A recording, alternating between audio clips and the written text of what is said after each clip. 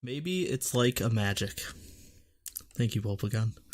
What's up, everyone? It's Nate from Truly Daebak with another episode of the DaebakCast. This is episode 116. As you can see, Jacob is not here once again. He's only going to be here every once in a while he's in Korea because it's hard to find time for him to record and find him a place to record and stuff. But as always, I'm joined by Andrew, who usually has three things. Number one, we're recording this on WrestleMania weekend. Is actually happening in my neck of the woods, New York and New Jersey. I'm not actually going to WrestleMania because just literally sitting in nosebleed seats are probably the only ones affordable. But sitting in the nosebleed seats to watch people look this small fighting doesn't sound all too enjoyable to me, and I'll just watch it at home. It's fine, but I did get a chance to go to their convention, WrestleMania Access. I didn't get to say hi to any of the superstars or whatever, but I did get to watch some some small indie, some of the lesser known wrestlers do their thing or whatever, see some interviews. It was fun. But yeah, the city's just been inundated with just a bunch of people in wrestling shirts and wrestling fans and all this sort of stuff. So yeah, it'll be fun. I mean, by the time this comes out, the WrestleMania results will be out by then. So hopefully it was a good WrestleMania, because it's literally gonna be 5.5 hours long. Apparently, it's going from 7 to 1 in the morning essentially. Yeah. Jeez. There's 19 matches on the card, so that's yeah. It's gonna be a late night. Number two, I don't know if you noticed this in the produce cast, but I got new glasses. I'm trying to get all this stuff. Yeah, I didn't notice. I just didn't know I'm trying to get all that stuff squared away before we go to Korea, because I needed it. And number three on the list, last week I started my new choreography. I'm learning the choreography to TXT's Crown, and oh my god, I'm kind of in over my head again, because it's the choreography itself isn't that difficult. It's just the song is pretty fast, so you have to especially during the chorus, it's the there's a part where you're literally moving on every syllable essentially. So I'm gonna have to learn how to do that fast, but it sucks because I won't be able to learn the whole choreography because we leave the third week of the month, so pretty much I won't be able to finish the choreography or whatever. But I mean, I'll try to learn as much as I can, I guess. So, but, I mean, it's fun though. It's fun. Nice. That was it. Wait, that was only two things, wasn't it? That was three. No, glasses. Yeah. Glasses. Yeah. Glasses was it was a short thing, so I didn't count it as a full thing. Okay. And yeah, I'm Nathan. Like I said, actually, I don't know if I said. Yes, you did. Maybe I did. But yeah, this is DaebakCast. It's a podcast where we talk about K-pop and other things happening in the Korean entertainment industry. If you enjoy listening, subscribe to us on YouTube, review us on iTunes, check out our Discord. It's mucho lit. It's the best way to get a hold of us. Mm-hmm. We have a nice little small community there of people that hang out pretty much all day, every day, chatting about anything and everything. And we also do fun stuff like song ratings. We're finishing up. Well, by the time this is out, we'll be done with 2012 to 2014 guy groups. Boy groups. Yeah. Next, we're doing IOI discography / branch singles. So that'll be fun. So yeah, let's get on to. Oh, and also there's gonna be a short episode this week. We'll only have two topics because we put out a 2-topic produce cast. So before this on Monday and Tuesday, so you can check that. But we're just going to be doing 2 mini album reviews, so this will be a pretty short episode. And starting off with topic 1, we have 볼빨간 사 or 볼사's new mini album Youth Diary 1 Flower Energy. Thank you. Andrew is going to read. Thank you for using that translation of it, because have you seen the translation on Spotify? No, I just went off of the Wikipedia. Okay, was it on Spotify? I couldn't even find it on Spotify. Because they're under 볼빨간 사. That's not BOL4. So okay. Okay, but on What's Spotify, it's literally called Puberty Book 1 Bomb. I don't know. I don't know where they get that. I mean, I kind of get where they get that from, because I guess their name is because their name has to do with like. Well, yeah, it's like blushing youth or like puberty or whatever. Sachugi is also the word for puberty. So like the sa part of 볼빨간 사 is puberty, but also youth. So like it's better. Yeah, youth is like the better translation for it. Yeah, but it can also mean puberty. Yeah, so it's a nightmare trying to find 볼빨간 사 on anything because there's like 5 different names you can find. Which is I mean that's the reason they started just going by 볼사, like 볼4. Yeah, like it's just easier to search for. Anyway, but yeah, I literally couldn't even find it on Spotify. I didn't know it was that. I looked for a while and I was like, whatever, I'll just listen to it on YouTube. Okay, so as Nate mentioned, we're going to get into this album review. I'm guessing there's going to be a part 2 considering that's how they did with the what was it? It was called like the Red Diary. Red Diary, yeah. It was like Red Diary page 1, Red Diary page 1 too. So this is the Youth Diary, and then so I'm guessing later in the year we're going to get Youth Diary page 2. Which hopefully is a full album, because Red Diary page 2 is a full album. Yeah, isn't it? yeah. Oh no, it's only 6. Yeah, they only do mini albums, it seems. So, anyway, let's get into the review, starting off with Picnic. I mean, if you've listened to... I don't really know how else to sort of divulge this, but if you've listened to 볼빨간 사, you kind of know what to expect from the style of music that they put out. So, this is pretty much your standard fare 볼빨간 사 song. You got your acoustic guitar going, you got your, nice Jiyoung vocals going in the as well. So, I mean, there's not much else to say on this song in all honesty besides that. Yeah, for me, pretty much the same boat. It's pretty standard. I like the little piano parts interspersed throughout. But actually, like, overall, I think this song was starting to get to me and like get me into like bubblegum fatigue a little bit. Yeah, we'll get there. Yeah, like this and like a couple of the songs definitely were hitting me where I was like, I wish they did something a little interesting. But a couple of the songs were they actually did do some interesting stuff, made it more interest just more appealing. I did like the end part with the guitar solo and the brass like changing it up. That did like bring me back a little bit, and I wish that was prominent like throughout more of the song. Yep. Next we have the lead single off of this mini album entitled Bum. So I really don't know how to exactly like convey my proper feelings about this song, because I mean, I haven't entirely gotten sick of 볼빨간 사's style yet, but to some degree I kind of wish this wasn't the lead single, just because I found like the other single that they used, Stars Over Me, and then like the other album tracks on here, I found way more interesting music-wise than this. And it almost kind of feels like a step back in a way, because I mean they really changed up like what they were going with for their lead single for Red Diary Page 2, because they like the single they went with was Travel, which is like a completely different style for them, just a more upbeat type of track. So yeah, in that way I feel like going with this song as their lead kind of felt like it was a step back for me. I mean, and like if it was an album track maybe I wouldn't have minded it as much, but going with it as like the leading thing as your album, it doesn't leave as much of an impact the same way that Travel did.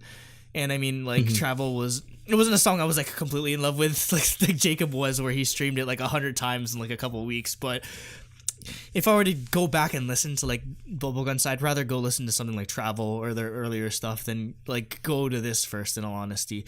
I mean, I'd say the only redeeming or like the saving grace about this was the MV was pretty funny or whatever. It's literally just Jiyoung is like some Cupid person, and she just keeps shooting the people.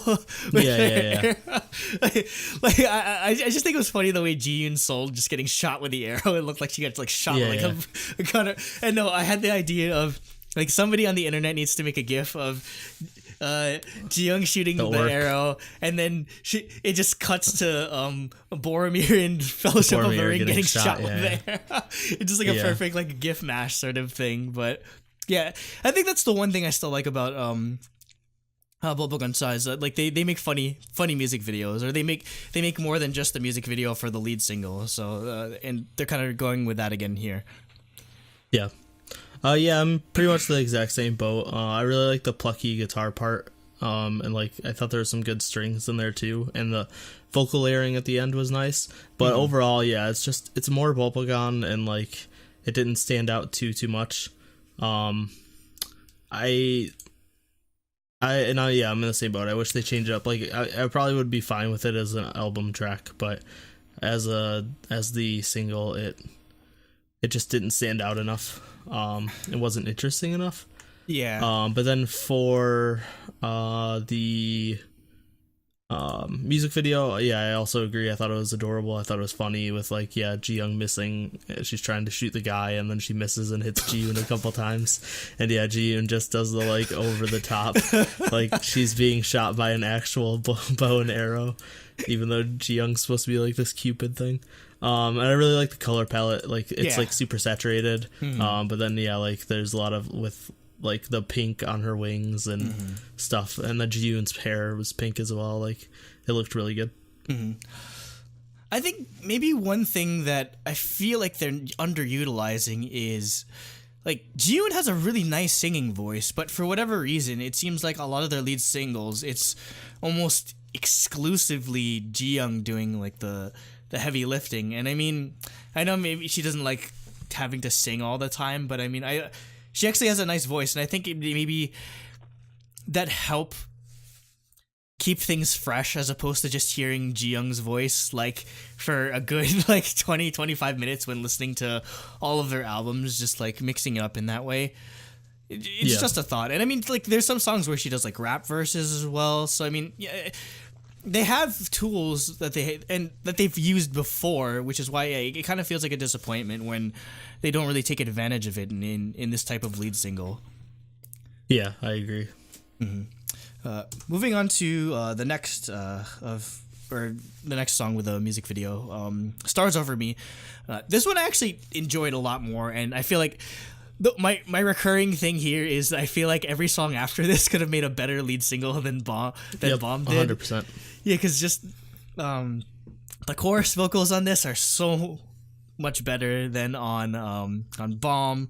The instrumentation I find so much more intricate and interesting in terms of just like how it complements Ji-young's voice in that sort of way. So, and it's kind of, like it's kind of a shame though, because I mean I know it's the secondary single, but I mean I wish the music video was a bit more interesting. Like maybe if they had the quality of the music video for Bomb, but you associated with Stars Over Me, would have been like the perfect single. But yeah, it's kind of the reverse where I like the song here more and the music video less. Yeah, once again, I'm pretty similar. I love the intro with the synths and the piano part together. And actually, it was interesting because I thought for a little bit that I thought the song might be entirely in English. Because Ji-young's intro is in English. I mean, she loves a lot of English in it. She loves her English lines. Like, there's I think she's done songs that are exclusively in English before. I think one of them was. Yeah. So yeah, for a second I thought this was. It's not. But yeah, I think this is a good evolution of bubblegum style. It's very similar, but it's got a little bit more of a punch. Like it's a little more hard hitting, if that makes sense. For like bubblegum, obviously it's still like acoustic and fun pop, but once that definitely has a bit more of a hard hitting feeling. Yeah, once that chorus kicks in, it definitely. I think that's the problem, because like a lot of their music is like, to sort of put it in terms of like how Jacob puts it, it definitely stays on sort of the same level, like sort of emotionally or just like musically. Whereas this, it has a much more impactful chorus than you'd normally get from a bubblegum song. So. I think that's what made it stand out as opposed to something like Bomb. And yeah, I wish they would just have promoted this one. I know Bomb is like, it's tied into like the actual like title of the album, but yeah, like Flower and stuff. I mean I felt like this was more representative of the sort of vibe I got from this entire album, in all honesty. So yeah, and for the music video, I agree. I think it's a little less interesting. It's a fun like summer MV with like the beach and camping and stuff. I did like the use of like having all the lyrics like all graphic, cute like graphics on the screen. That was a nice touch, though. Yep. Next, we're on to Seattle Alone, which this and like the next track are actually probably my favorites in all honesty, just because again, like we've been talking about with the previous songs, we were just looking for 볼빨간 사 to sort of change it up, and this is where our prayers are answered. Ultimately, I felt like this song was such a fresh sound for them, and again, it's just part of me is just kind of like, why couldn't they have done something like this as a single? I feel like it could have been. It just sounds way more interesting. Again, it's got the same impactfulness in terms of having a punchy chorus, the same as Stars Over Me has. Definitely gives me that like American like indie rock vibe that they're definitely going after with this song. They're pretty fitting about a song about Seattle, like that whole like indie movement definitely has some roots over there. Like specifically, it reminds me of a group I was really into back in the day. Like it's an American group called He's We. It was like a duo of like a guy and a girl, and like they do like indie songs like this. So I definitely feel like the style of music that they're going after with this. There's some nice sort of like back and forth in terms of harmonies and just sort of like vocal layering, but again, I wish it wasn't just Jiyoung singing over her own lyrics or just going back and forth with herself. I feel like again, it's a place where you can utilize Jiyoon to either harmonize or just do like counter vocal sort of things. So yeah, that's one other like tiny thing I feel like they could just improve in the entirety of their albums, like make more use of that vocal dynamic. I mean, otherwise it's a great song. I love it. Yeah, I agree. I thought this was the first thing that sounded different for them. But obviously it's still familiar. But yeah, like you said, exactly. The instant I heard this, I got more of a Western American feel from this song. And the intro's got a bit of like a tropical like feel to it. Not tropical house, but like it just got that like tropical, like feel. I don't know, California type style feel to it. I did really like the addition of an electric guitar for the chorus too. Like it added to that like indie rock vibe. This definitely stood out to me. And like, would you agree that you'd be interested in seeing them take on more of a direction like this when it comes to singles? Yeah, 100%. I think it would be nice for them to change it up, and I think this was a good direction to go. Yeah, because I feel like a big part of it wouldn't just be changing up like how they like approach the songs vocally, but I feel like just the instrumentation here just sounds so much more refreshing than what we've heard from 볼빨간 사 all these years over and over again. So yep. And to close out this rather short mini album, we've got a ballad track called Mermaid. And yeah, this was another really standout song, really beautiful vocals on this. It's probably the best song vocally on the entire album for me. It definitely the mood and like the sort of like vibe that they sort of put out here reminds me a lot of like really like emo, like slow Big Bang type tracks. So I like that sort of approach to this. And again, it's just a song that I feel like could have even made more. Again, usually you'd think like, oh, more of an upbeat song would make a good single, but I feel like even this as a ballad track would have made a stronger case for being a single than Bomb did, just because I felt more of the emotion coming out of Jiyoung's voice in this song than I did in Bomb. So yeah, again, I was really impressed with this, and that's why I'm really just conflicted with this album, because there's good stuff here, but like 90% of the people won't end up listening to it because it doesn't have a music video. So yeah, exactly. This is my favorite song on the album easily. I love these types of ballads. It's got like that marching snare drum beat, just really fantastic strings. Like it's that type of like inspirational, uplifting, like really powerful string ballad that I love. And like you said, you can really feel Jiyoung's emotions. Also, it goes full in power ballad at the end with an electric guitar solo. We love our power anytime ballads. Ballads do those, ballads always need to end with an electric guitar solo. It never fails to make the song better. Yeah. So yeah, I think this is 100% my favorite song, and yeah, I think this would have been a great single, even though it's just a ballad, because it's such a good ballad. Yeah, and I feel like it's another thing where they could just it's better utilization of, again, like the vocal talent that Ji Young has than just doing like their usual style. So I'd say that's ultimately like the overall thoughts I'd have on this is just like there's a lot of good stuff here, but I feel like it's just they're not positioning it, or they're not giving it a chance to succeed in the same way that they're giving like songs like Bomb and Stars Over Me are, unfortunately. So getting into our ratings, if you're new here, we do a rating system out of 10. Maximum of 7 points would go to the music score, and a maximum of 3 points would go towards the concept. So on my end, I split my points down the middle for music, 3.5 going to the single, 3.5 going to the album. And my scores for this would be just factoring in both Bomb and Stars Over Me in terms of single. I would give it a 2.5 out of 3.5. That's definitely heavily skewed towards Stars Over Me, because again, I feel like Stars Over Me is more of what I want to see out of Bubblegum Soft. I gotta go in this specific direction. The album actually gave 3 out of 3.5 just because outside of like Picnic, I loved Seattle Alone and Mermaid so much.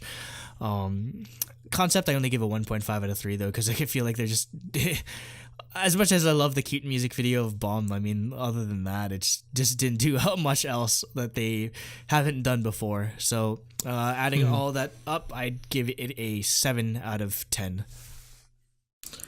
For me, I was a little more generous, mostly in the concept part, but I give it a 5.5 out of 7 for music. Overall, yeah, I thought the album tracks were fantastic. I thought Bomb and Picnic could have used a bit of a change up, but I still love their style. So 5.5 out of 7, and then I gave them a 2.5 out of 3 for a concept. I like their music videos.